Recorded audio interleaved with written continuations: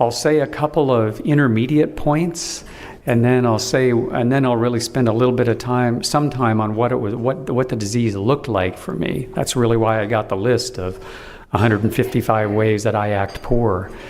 But I'll say two other markers of my DA experience. And if I started broken and broke and have been working a regular program, 7 years ago, I had a big vision come true. And, visions is a part of our program. There's actually a pamphlet on visions. And I think the way that I've come to think about visions is that many times people have to come in. The first thing they have to do is stop the bleeding. And that can take days, months, years. It takes whatever it takes.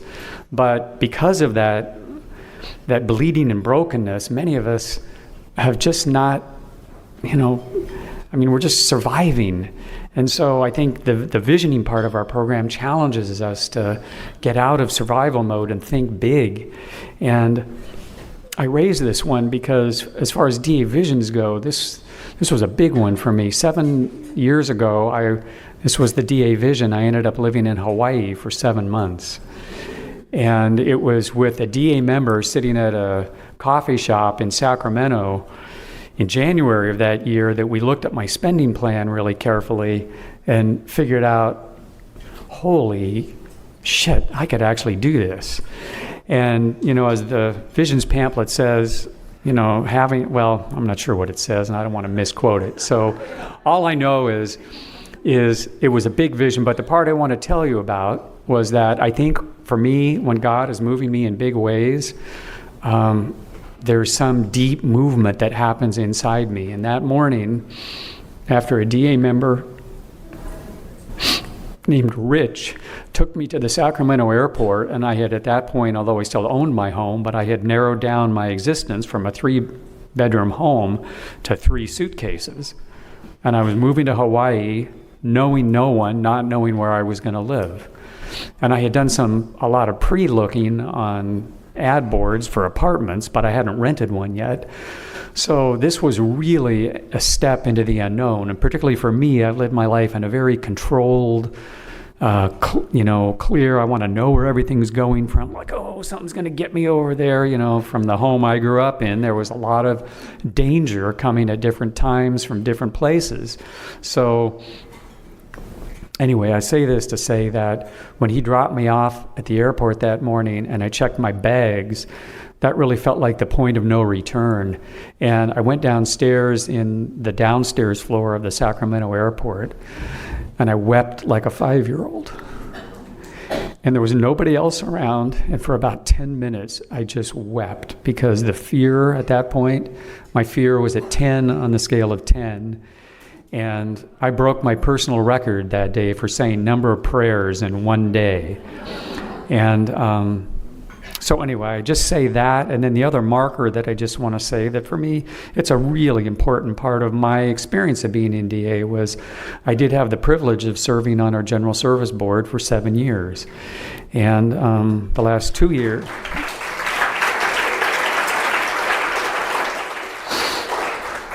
The last 2 years of that term, I was the board chairperson. So and again, I didn't know if I should share that or not, and I'm just letting God guide me here. What I will say is that my very first conference was in 2001. I attended as the intergroup service representative from Sacramento. And when I went to that conference, and I watched, it was like many of you that may have been at your first conference, our eyes, at least my eyes, were open very wide, taking all this in. The one service position that I said, man, that to me would be nearly the ultimate, would be to be able to be the treasurer of the General Service Board. Be the treasurer of the Debtors Anonymous General Service Board. And although I ended up being the chair, that was okay. It was great. It was a fantastic experience. But the role that I loved, that if they could pay me to do that forever, I would do it, would be the treasurer. I just loved being the treasurer of our fellowship, and I derived incredible joy from that. And it was by far the most joyful service that I had. Okay, so those are some markers of like how recovery has been, and I'll say a few more things later about how it is, but now I'll go back and share somewhat about the brokenness and what got me to DA and how I got here. And so let's see. So I grew up, first of all, my parents were born in 1921 and 22. So they were like 7 and 8 years old when the Depression happened. So they were, young children when that happened. And I think I don't get a sense about it shaping my dad, but my mom, man, she acted like a poor person through and through. And bless her, Mom, I love you. And to the end of her life, instead, most people, if they wanted to have a scratch pad near their phone to write down notes or something, might get a little pad of paper. My mom, as I'm sure back in the Depression and also during World War II, I think that was very formative for my parents' generation as well, where they just learned to save everything. She saved every single envelope that she ever got a bill in, and that's what she wrote notes down on. Just saving little things like that. And so that ended up with me. So that was part of it. Also, I won't go into any depth about it, but there was a lot of shaming happened in my family. It was, for me, there was addiction in that family, and it was very dangerous. And I ended up being very wary, like on alert all the time, hypervigilant. And filled with fear, doubt, and insecurity. So one marker of that would be and also I was just really confused and lost in life. And one indicator of that was when I was in college. In 4 years of college at UC Davis, I had 7 majors. And, I graduated on time, but I was lost. I'm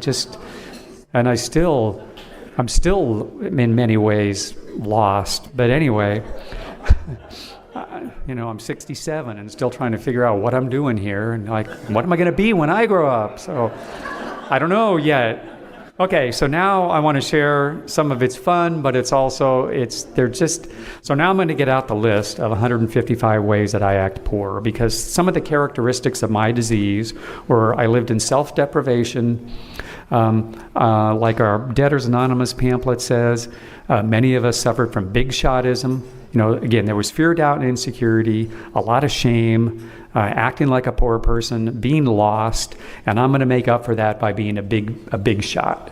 And, debting played into that. Here I was at one point, unemployed, living with credit, and I just needed to have that $300 Gore-Tex jacket, which I purchased. I'm sure I purchased it on a credit card, and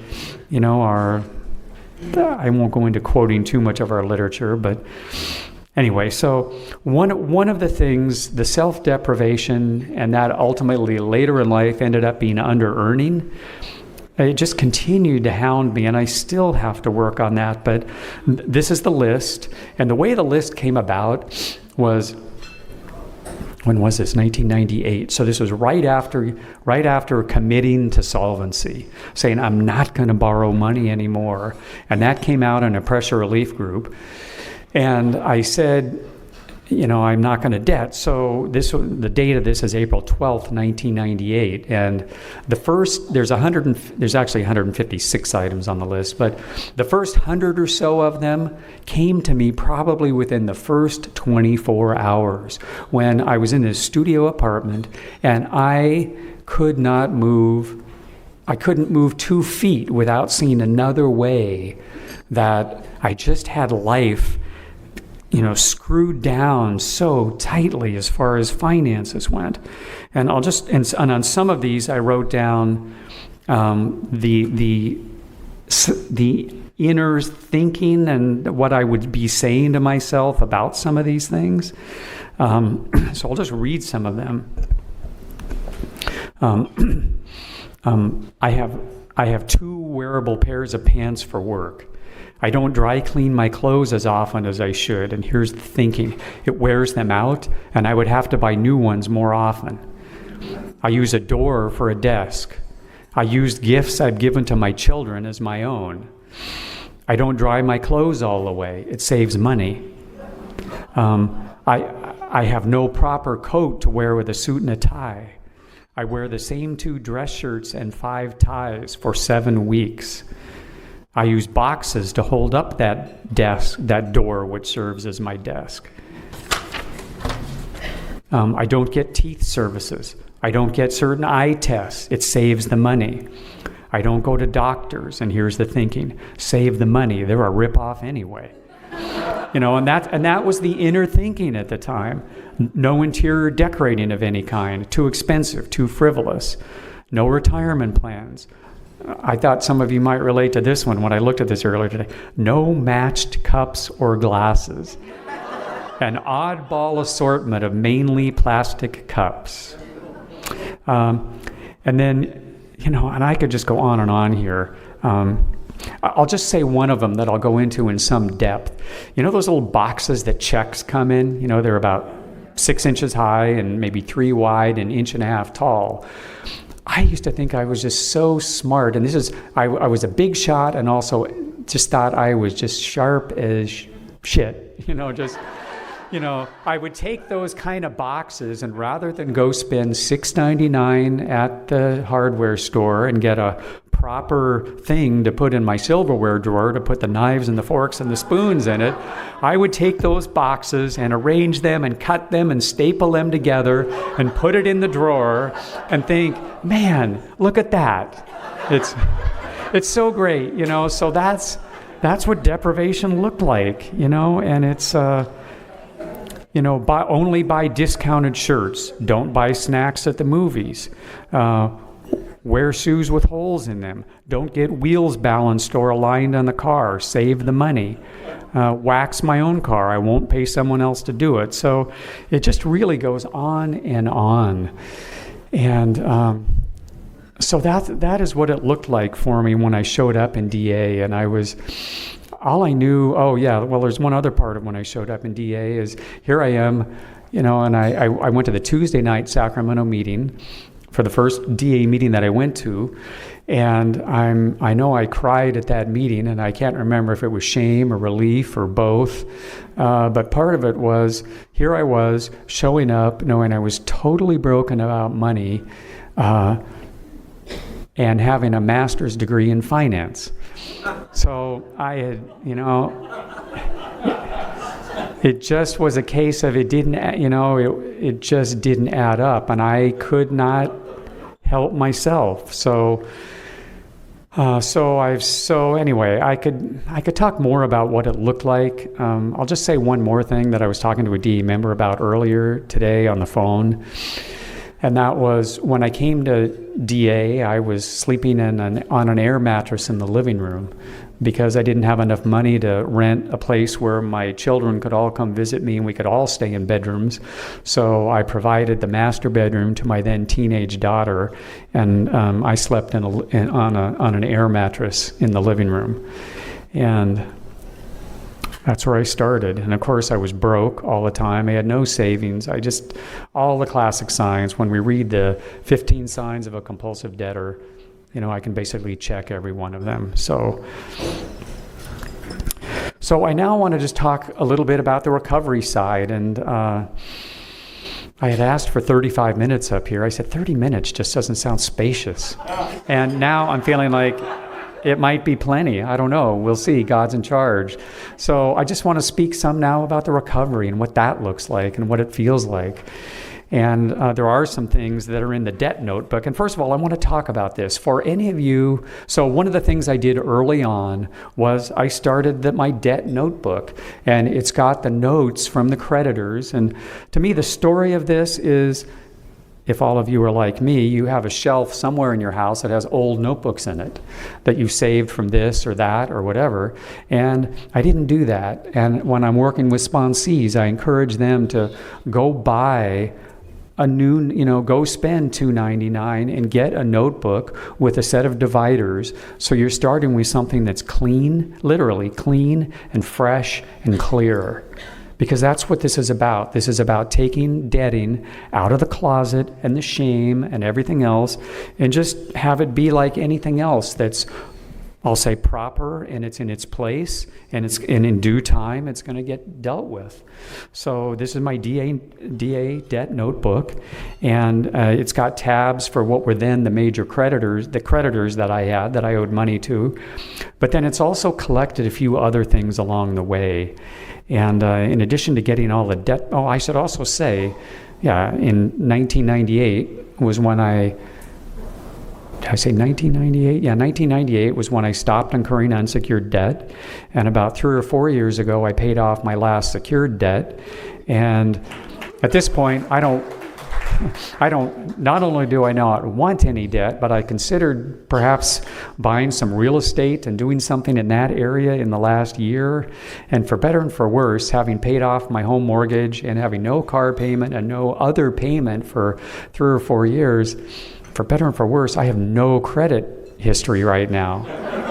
It's a 0. I went to the credit reporting agencies thinking, great, I've paid off my house and whatever, and now I'm going to have those smashing numbers. I had no numbers. They said, you have no credit rating. So, So I don't know. I mean, for me right now, that's a good thing. And maybe that just means I won't buy anything else in my life on big time credit, So, and if that's the worst that it is, that's a great thing for me. So, okay, so I'm just going to read. So when I was looking for the list of 155 ways I act poor, so one of the things that I used to do in the whole under-earning cycle and growing up in that home when it was dangerous and shaming and all those kind of things was, in addition to being a big shotism, I was very rebellious. And the rules were good, but they don't apply to me. And if I can, and that was another place where I just thought I was so smart. And I was capable of getting around all sorts of rules and regulations. And I could talk my way into and out of all sorts of things. And they were all, I was a liar, a cheat, and a thief. And it was never like stealing cars or those kind of things, but it was just, one more example of how I acted like a poor person, and I just thought I was so smart for doing this. Back in the, 30 years ago, hardware stores, most of them at least, nuts and bolts were sold. You could pick them out of a bin, and it would say like this size bolt is 11 cents a piece.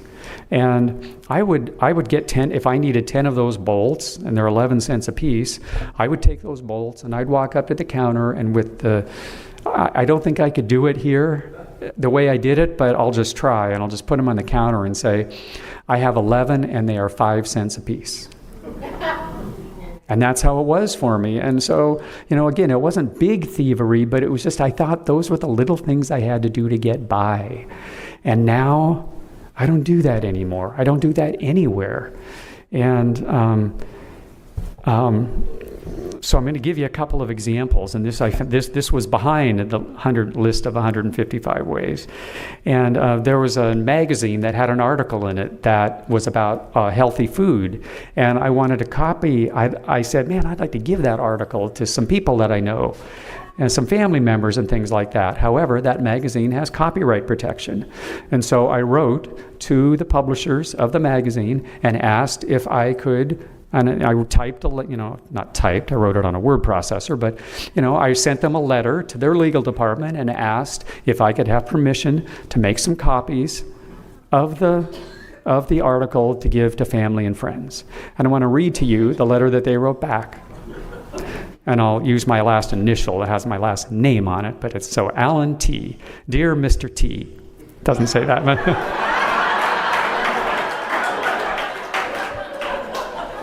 says, so here it is, written August 9th, 2006. Dear Mr. T.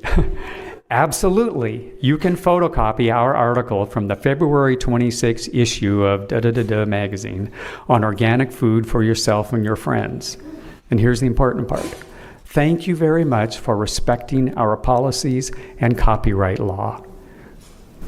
And it was signed by the manager of their legal services. So, when I start living that way, good things happen. And so I want to read 2 others. and they strike in a way closer to home. And by the way, I want to say it is an absolute thrill for me to be at this conference because I went to high school and graduate school in Southern California, and so like the names of all the conference rooms, like Marina and Newport, and I'm thrilled to be here. Okay, so this is a local city here. There's a city about 20 miles away from here called Cerritos. It's out near Disneyland. And I'm going to read to you a letter that I wrote to them on October 28th, 2004. It says, and this is to the City of Cerritos Finance Department. Dear City of Cerritos. And there's a handwritten note up here that says it was sent with a check, and you'll get this. Dear City of Cerritos. In 1969, I stole a street sign that was posted at a street construction site in your city.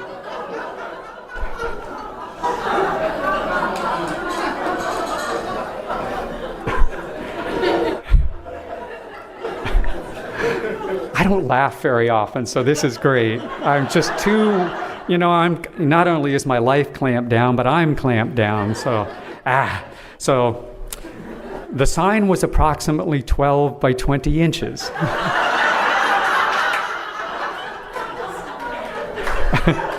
I believe it was made of aluminum.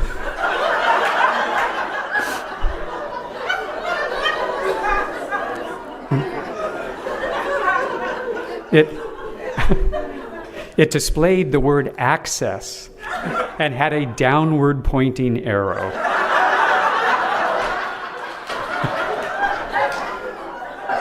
This is a God moment. This was not scripted. Okay. No, nobody could make this up. Okay.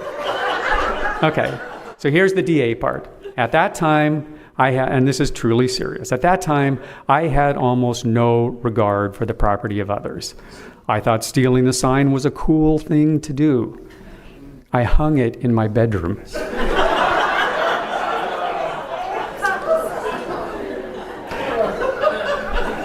I now know that stealing the sign was wrong. I feel sadness that I acted that way. I apologize for my actions. Enclosed is $75 to pay for the cost of the sign. Thank you, Alan T.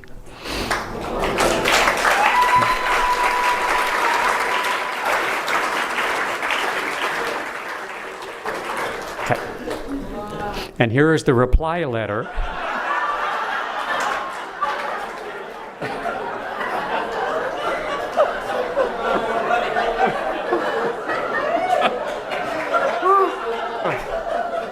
Who could have guessed? Thank you, God. The last thing I'd never entered my mind that I would laugh while I was here. Because I do not, those who know me on the board, I probably laughed once in 7 years, a little bit. Okay. And this is signed by, I'll cut to the end, John H. Sanders. Are you here tonight, John? No. Assistant City Manager, Administrative Services. And this is on City of Cerritos letterhead. Okay. Dear Mr. T,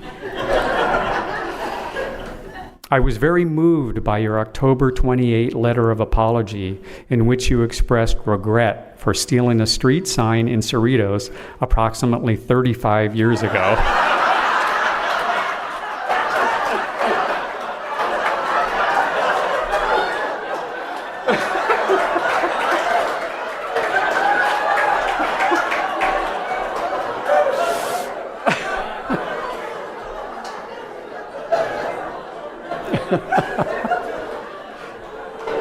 See, and I thought Angel, I'm sitting over there on my chair saying, how am I ever going to follow this? Okay. So he went on to say, next paragraph, it is noteworthy and honorable that you have taken responsibility for your actions. It is even more remarkable that you have decided to make amends for an action that occurred in 1969.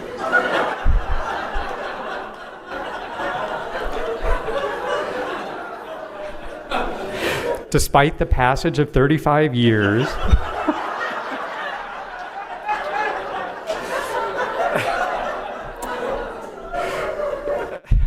Your letter and check represent an expression of integrity that is truly uncommon and extremely gratifying.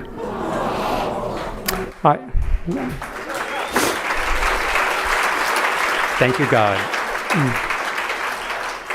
I have forwarded the check to our finance division for deposit, as I understand that this matter has been troubling to you for 35 years.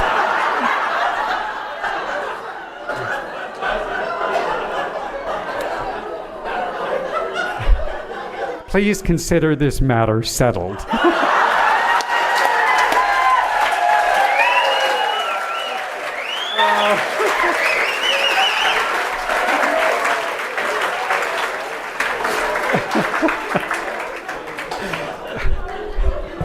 Thank you once again for your honorable action and for your honesty.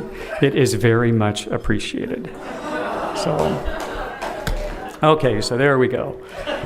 So I'm not going to try to add too much more on top of that. I had no idea that piece of the debt notebook could have touched us the way it did. But again, this is all higher. One thing I've learned from being at many World Service Conferences is there are higher power interactions that I find absolutely unexplainable, that I can explain no other way. And I'll tell you one that happened 45 minutes ago. I sat down at dinner tonight. There were two chairs next to me that looked like they had been saved. People put napkins or something on them, but no one was there for the most time. And I went to the restroom and I came back, and now there were people sitting in them. And I introduced myself to the person sitting next to me, and she said her name, and I said, "Are you in BDA?" She said, "Yes." After she had said her name, and I said, "Did we talk on the phone 10 years ago about you possibly becoming a board member?" She said, "Yes." And that's just unexplainable to me. Someone I've never met, I've never seen before, I haven't talked to for 10 years, and we sit down next to each other at the gala at the 2019 conference. So higher power works in ways that I don't know. So here's the last thing that I'll say, and this is what I say to newcomers when I'm trying to, give a message of hope at the Saturday meeting that I go to. And by the way, I want to put in a plug for one thing that I've started doing at meetings, and I learned this in another fellowship. But now at the Saturday morning meeting, if there's a newcomer that's there, when the meeting is over, I don't talk to my friends. I go to the newcomer. And, and I don't take credit for that. It's not like I'm some saint because I do that. I learned that from other people in whose footsteps I'm following. But, there's just so many times. I'll quote the first sentence of our 12 and 12 and 12. And I believe that this is true for every single one of us and every single person who's ever gotten to DA. When we came to DA, and I'll just slightly paraphrase it, we knew that something was terribly wrong. That's the first sentence of our book. And, each one of us got there because in our own way we were hurting. We hurt enough to say, something has to change here. I don't know what. Maybe I know what these people do. Maybe I don't, but I'm going to go. So I always talk to newcomers. And I've had so many of them say thank you. That someone came up to them at their first or second meeting and just was willing to spend time with them. And, I don't read the letter of the city of Cerritos to them. I save that for the second meeting, but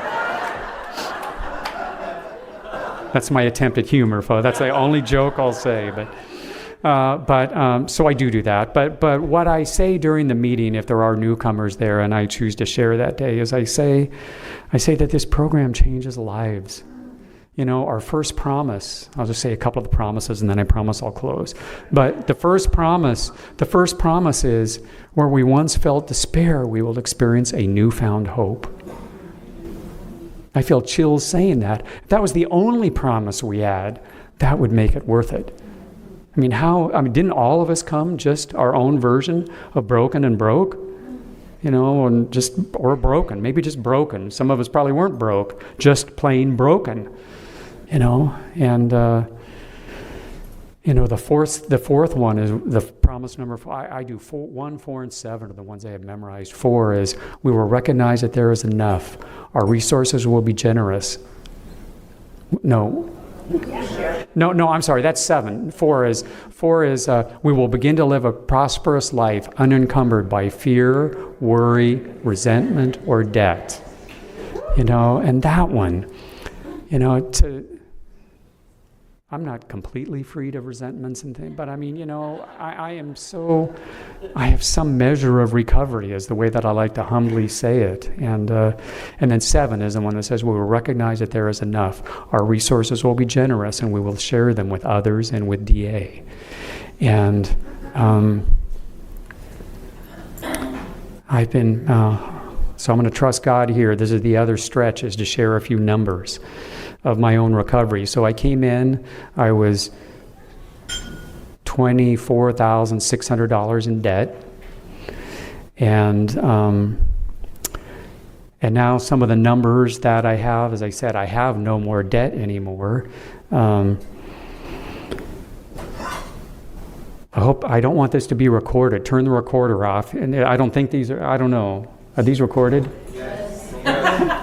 Then I won't share the number. I'll just say that I'm not $24,600 in debt anymore. I've got a whole bunch more savings and things like that. The number that I will share is some serenity that came to me. This was probably 3 or 4 years ago. And I still go to 2 other fellowships. I go to DA and 2 others. So I go to a total of 4 meetings every week. And my life around seventh tradition got so simple when I started doing my seventh traditions with $5 bills.